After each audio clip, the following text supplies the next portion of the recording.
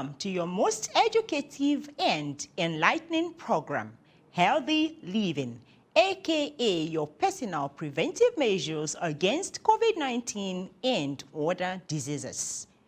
A program where we bring you home tips and get experts, medical experts, to educate and enlighten you on 1,000 ways to stay healthy so you can live longer.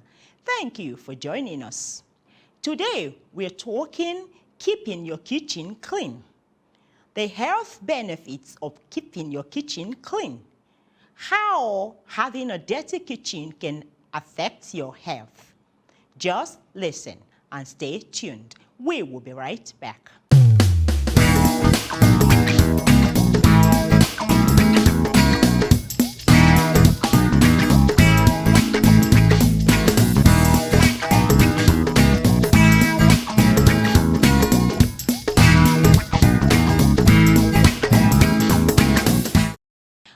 Welcome back. If you're just tuning in, this is your most educative and enlightening program, Healthy Living, aka your personal preventive measures against COVID-19 and other diseases. We give you home tips and bring medical experts to enlighten and educate you on 1,000 ways you can stay healthy and live longer. We've been talking health benefits of keeping your kitchen clean.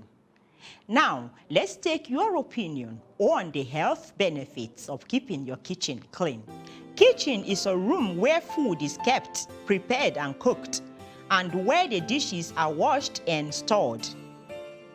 Facts you should know about the kitchen. Just listen. Did you know that keeping your kitchen clean keeps rodents away from your home? Did you know that a clean kitchen keeps flies and insects away from perching on your food? Did you know that cockroaches stay away from a clean kitchen? Did you also know that keeping your kitchen clean helps minimize contamination of foods and thus keep you healthy? So you didn't know all this? Well, now you know. Health benefits of keeping your kitchen clean. Keeping your kitchen clean includes work boards and chopping boards. It is essential to keep food safe as bacteria can grow on kitchen boards. It is very important to keep work boards and chopping boards clean because they touch the food you want to eat. If they are not properly clean, bacteria could spread to food and make you ill. So, always wash work boards before you start preparing food. Kitchen clothes. Dirty, damp clothes are the perfect place for bacteria to breed. It is very important to wash kitchen clothes and sponges regularly and leave them to dry before using them again. Ideally, try to keep different clothes for different jobs. For example, use one cloth to wipe work boards and other to wipe dishes. This helps to stop bacteria spreading. If you want to choose the safest option, you could as well use a disposable kitchen towel to wipe work boards and chopping boards so that you can dispose them after use. Knives, spoons, and other utensils. It is important to keep knives, wooden spoons, and spatulas clean to help stop bacteria spreading to your food. It is especially important to wash them thoroughly after using them with raw food because they could spread bacteria to other food. Keep the floor of the kitchen clean. It is important that you keep the floor of your kitchen clean, as flies can spread diseases to your foods after perching on the unclean floor. Most importantly, you should cultivate the habit of thoroughly washing all kitchen utensils and materials including plates, knives, cups, pots, etc. before using them, no matter how clean they might appear. Frankly speaking, if you have a dishwasher, it is very effective to use plastic plates even and wash them in the dishwasher. And because the temperature is very high and it can kill bacteria. If you don't have a dishwasher, soak and wash all kitchen utensils and materials thoroughly with hot water and soap No bacteria will survive the heat. And there you have it. Now you have the information on how to keep your kitchen clean. Wow, that is so amazing. Now that we have brought you all this information, the information is at your fingertips. We believe that you will make the best of it. We will meet our medical expert and take some advice from him.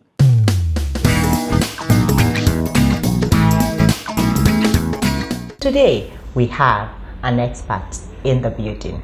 You're welcome, doctor. Thank you so much. All right, doctor. Yeah. The issue of cataracts is a serious health challenge. So today, we need you to educate us more on cataract. Let's start with what is cataract? Well, cataract is eye disease that causes loss of vision. Cataract, it's when the intraocular lens, that's the God-given lens, the one inside your eye, is opaque, and it prevents you from seeing things that you normally used to see. So when you have cataract, it prevents you from seeing, and with sometimes, depending on the level of opacity, you can be completely blind, as in prevented from seeing, or partially. But cataract, it's also reversible. When detected early and surgery done, you can regain your vision back. Okay. All right. So should we discuss causes of cataracts? Yeah. Cataract, it's caused by a lot of things. First, cataract is associated with age in most cases. It's usually found with patients that are older, especially 40 to 60 years and above. And it's as a result of aging, the lens there becomes weak and opaque, and you start losing your vision. And other causes can also be trauma. When you have a trauma on your eyes, maybe an accident or something hit you on your eye and is not properly treated, it can also result to cataract. There are also other cases like congenital cataract that are also comes with children at birth, when some kids are born with cataract, and such cases are also, if detected on time, surgeries can be done to restore the vision. Other conditions like diabetes can also cause cataract. When diabetes is not properly managed, as your sugar level in your blood is not properly managed, it can also lead to cataract. And this can also be managed if sugars are controlled, the blood sugar level are controlled, then surgeries can also come in to restore vision. All right, causes of cataract. Does that mean that, but these days I see younger persons that are not that old with these issues. Is it the same thing as cataract, or something else is wrong with the eyes? Well, there are a lot of eye conditions, okay, a lot of eye diseases that are also causing vision problems, but cataract is also contributing a lot to our society, and because of our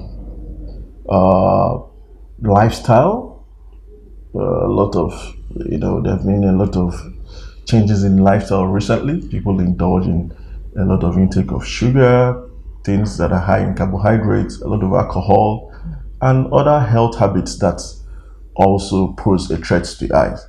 So most times there have been a great increase in eye conditions, especially cataract, and also other conditions like refractive errors, glaucoma, and macular degenerations. All these things contribute to a lot of eye conditions that we see in our society now. Okay. But I think we're focusing on cataract today. Okay, that's great. So at what point do you get to know that you're having cataract? The eye condition is beginning to change, and are there other factors that lead to that? Like you normally would say common signs like headache, like all this other thing. Is that true in the case of cataract? Well, for cataract, there are no specific symptoms or signs. For you to diagnose cataract, you need to go to the eye clinic for a proper eye check.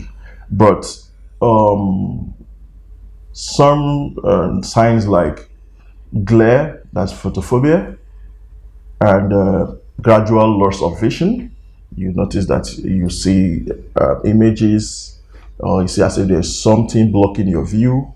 All those things can also be a sign that something is actually wrong. But it's not specific to cataract. Okay. There are other things that can also give you such kind of signs. But it's always proper when you notice any vision disturbance. It is good and right for you to check up with an eye specialist. Okay. All right, doctor. This cataract, can it be cured? Yes. Okay. Cataract, it's one of the eye diseases that are reversible if there are no other secondary underlying causes under.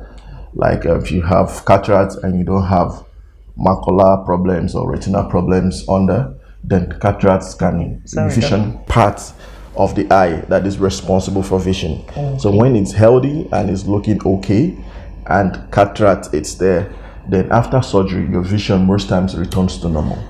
Okay. Yes. Okay. All right. So when cataract is present, you must do an operation to correct it, or there are other measures you use to correct it? Well, when there is cataract, the only means of correction is surgery.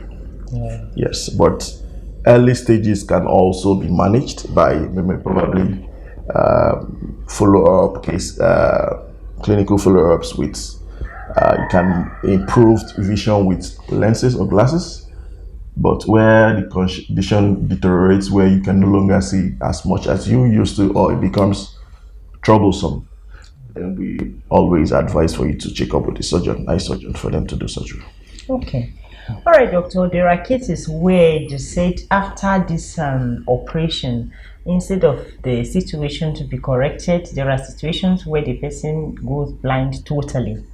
And what went wrong? Well, I don't think that's true. For cataract cases, if there is no other health or ocular conditions and other health challenges like diabetes or other conditions that can be a problem for the surgery, I think most cases come out well. Then also depend on the surgeon.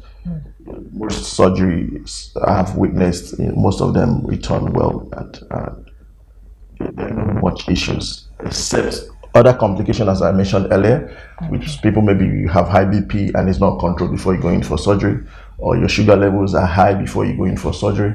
So most times you come out and these surgeries, there'll be complications where maybe the healing is not taking place properly, and maybe you have other drug reactions, or the drugs are not functioning as expected. Okay. So I don't think surgeries should be discouraged. Okay. If there are cataract cases and it's properly diagnosed and managed by proper, well-trained surgeons, I think most surgeries come out well. Okay. So if this cataract is not treated on time, Yes. can lead to blindness? Yes. If cataract is not treated or surgery done on time, mostly the person will be blind. And if the cataract stays there for a very long time, if there are surgeries, most times, the vision, the prognosis now will not be as it's supposed to be if the surgery was done at the right time when it's supposed to be done. Okay. All right. Because this is the visual function, and when the brain, the cells, the retinal cells that are responsible for vision are kind of shielded for a very long time, they tend to lose their functions they used to do. That's why it's always advised for you to do surgery when it's ready. Okay. All right. Now, looking at, can you just look at somebody's eyes, maybe from the color, from the way it is, you will know that this one has cataract? Is there anyhow to just look at somebody's eyes and know? Yeah, for very advanced stages of cataract, you will see some white tish sign at the center of the eye, where we call the pupil. So most times, for some cases, you're very visible. But for depending on the kind of cataract, though, but the ones that are posterior, you may not really see them as you will see cataracts that are central. Okay, so that means we have types of cataracts. Yes, there are. Please educate us more on that. Okay, well, you have what we call the subcapsular cataract. Then you have the posterior cataract, capsular cataract. Okay. Then you have the cortical cataract. Okay. That the ones that starts forming from the periphery down to the center. Okay. Yeah, so there are a lot of them. All right. So which one is more prevalent with us here? Well, I won't really say. Most times, when we diagnose them, then they've already gone to the advanced stage. So mostly the typing depends on stages, as in the onset or the progression. Okay. So mostly when you can type all these things, it's at that early stage when they are still forming. You'll be able to note whether it's cortical or whether it's nucleus from the center, or whether it's subcapsular or it's from posterior. All right, great. We would like to know, at what point should one become worried about the eye and go for a checkup in case it's a cataract? Yeah, well, that is a very important question. Here in Africa, we have this poor awareness, and for the truth, the government and other health partners have not really put in enough effort to create the importance of regular eye check. In advanced countries, most times, first eye check is supposed to be preschool stage. Before a child steps into the school, there should be a first proper eye check. Then there should also be regular eye check at least once every year. That is a normal World Health Standard prescription. So when you do your regular eye check, it saves you a lot of embarrassment. Maybe coming to find out that you have a glaucoma that has been there almost from time immemorial. And most of these cases are not reversible. For cataract, well, cataract will give you signs, especially when it starts affecting your vision. But there are other conditions that early and regular eye check will help you prevent from going further. So for WHO, that's World Health Standards, eye check is supposed to be once every year, especially for people that are 25 years and above. All right. As low as 25 years? I was thinking maybe like 60, 70 or something. Well, that's the thing I was trying to explain earlier. We have this bias that eye problems are for elderly. Yeah. But eye problem, you can't really know who has it until you go check your eyes. There are other conditions, refractive conditions, that prevent children from, studying, having a good education at school. And these problems can be diagnosed early, and those kids will get proper help. But schools, children, they go to school, you see ones that are performing very well, the ones that are not performing well, they will term them as they are not bright students. But most of these students actually might be suffering from one health challenge or the other, especially eye health. So, but when you do those preschool checks, you will find out that these children are not with the right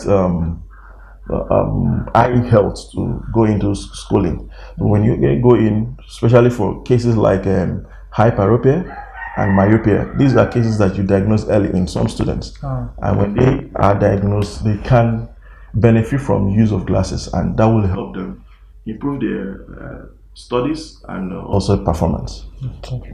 The use of glasses, we'll talk about that in a bit. But for now, should one have cataracts and want to go in for operation, what are the checks he or she needs to put in place before going in for such operation? Well, the major check is proper eye examination. When you come in, the doctor will examine the back of the eye. There are some processes we do, call them dilation. The eyes will be properly dilated.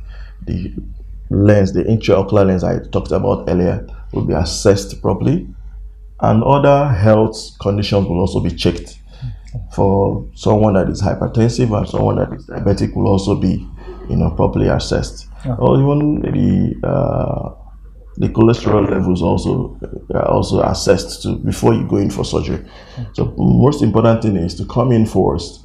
There will be a proper eye check, And if the cataract is due for a surgery, then the doctor or personnel here will advise you on what to do next. All right. But it's always good to come in. All right. At this point of coming in, if it's not due for operation yet, you can from there do management that can correct it. Well, can it be corrected? The management there will be dependent on the level of opacity. For very low opacities, lenses can help. Okay. Can help you at least to improve the vision while you wait for it to be fully matured. Because most times it progresses. It is not something that you can probably give some drugs that will reverse it. So it's when you use lenses at the moment, it will help you see better, and when it not gets worse, then you can probably go in for surgery. So it's something you take out and then when you go in for surgery, they will remove that lens particle, the lens substance there, the one that is inside, the one that you're born with. Then in most cases, especially now that we have a more modern surgical procedures, an artificial lens material will now be used to replace the other one, so that you will be able to see better and have a more clearer vision. Okay, great. And this one you put in there is also need for maintenance. Yes. There's always been need for maintenance, at least. The surgeon will advise you how to come in once in a while for follow-up cases. And there are also some things they will advise you from doing, so that you will not dislodge that particular one, because it's not like the natural one you have. So they will always advise you to avoid any direct heat or trauma to the eye. Okay. All right. Thank you very much, Doctor. You're welcome. There you have it. You've heard from Dr. Hall. Cataract is what we've been talking about. You've been educated and enlightened on this matter. We believe that you are going to take his counsel and advice so that you can continue to have a good eyesight. Stay with us.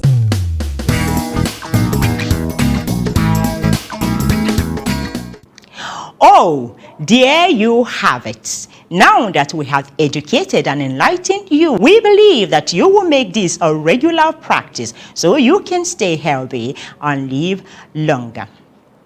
Remember to stay safe.